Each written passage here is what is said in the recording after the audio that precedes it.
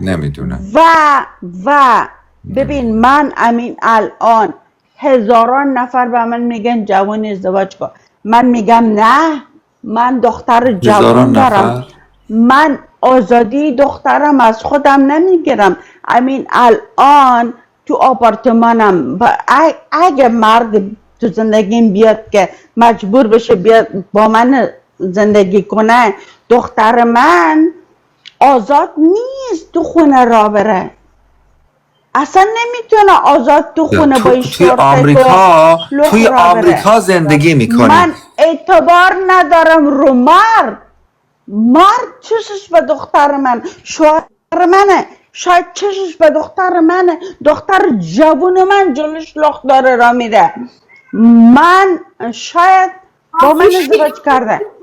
هیچکی نگفت لخت جلو کسی را برو. چرا یه چیزایی که ببین بچه ها تو خونه یه شورتک دقیقاً پس کوچولو برای همین میپوشن. چیزا رو میگی 300 نفر جمع میشه، چون میگن وای این پدیده نادر چیه که این ببین داره. بچه من دختر من تو خونه یه شورتک میپوشه که God have mercy upon us.